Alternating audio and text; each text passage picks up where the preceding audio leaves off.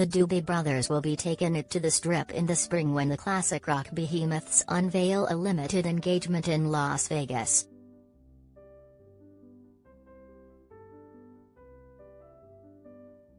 The shows, which begin May 13th, represent a do-over for the band. A spate of dates in February 2020 was terminated after a couple of performances when singer-slash-guitarist Tom Johnston was felled by an illness he now believes was an early bout of COVID-19.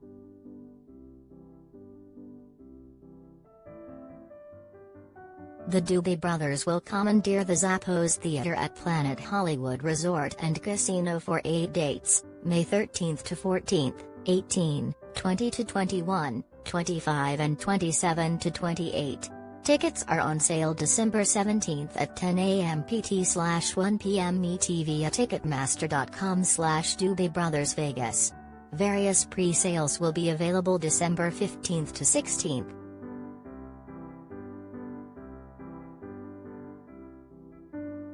The British rock icon snags a residency.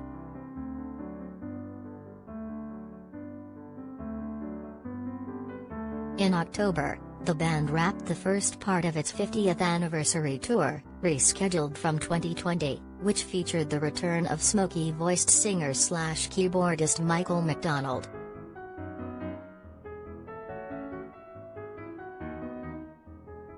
McDonald will join Johnston, guitarist Pat Simmons and guitarist-slash-multi-instrumentalist John McPhee for the Las Vegas dates.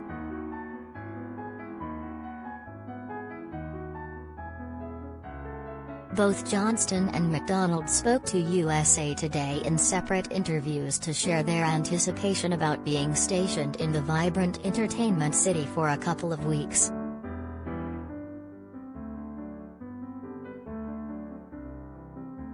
Michael McDonald: I'm kind of excited about it because we're making some adjustments as we go.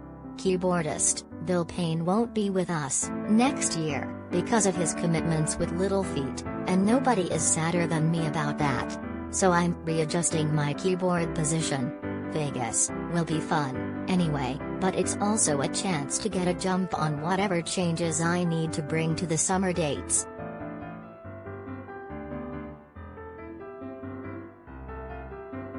Tom Johnston: I don't know about a few months anywhere, but that's just me.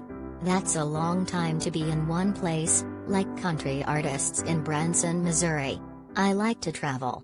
I like the idea of being in a different town every night. You see a lot more people that way, and I like to travel internationally, though all of that has a big question mark on it right now.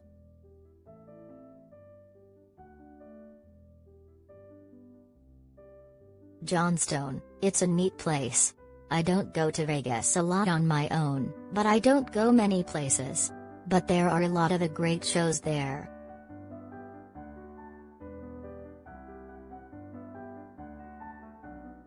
McDonald: I never disliked Vegas, but I never really felt it was a place we would spend a lot of time. When I was playing clubs in LA, a lot of those guys would go to Vegas and play in the lounges there to get a good paying gig. In many cases back then, the hotels would comp you on everything. If you went anywhere in town, even a coffee shop on the Strip, if they knew you were working, you'd get the receipt and the hotel would comp your meal.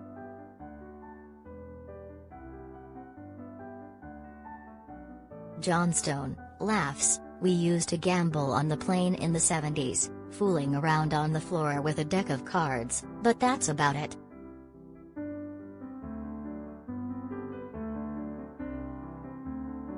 McDonald: no, not at all. I find that anything that has the slightest potential for addiction is not something I should be doing. I could get addicted to chocolate milk.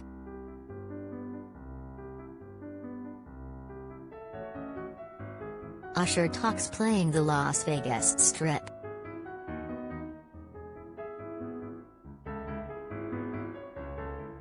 Johnston: that's a very good question. I'll have to think about that and figure out how to pare down the length of the set. It's been great being back on the road. This tour was beyond my dreams successful. Not only were the shows packed every night, but to have Michael with us and the crowd responding to songs from all eras, especially after that year that went nowhere. We're also playing new music off the most recent release, Liberté, so we'll probably play a couple of additional, new, songs plus what we were doing on the road.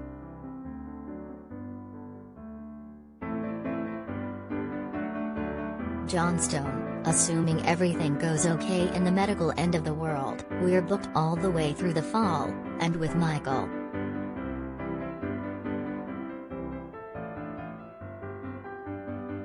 McDonald. It's that sensation that it feels so natural. It doesn't feel like it's much different than it ever was. Our friendships have always existed, so it's almost like we've always been doing it. But on the other hand, we've grown because of it. When you spend the better part of a month together at any given time, we've been able to sit around and reminisce about a lot of stuff. I was talking to John McPhee about how at our age, playing these venues still and getting to go out and tour like this, that's something we don't take for granted.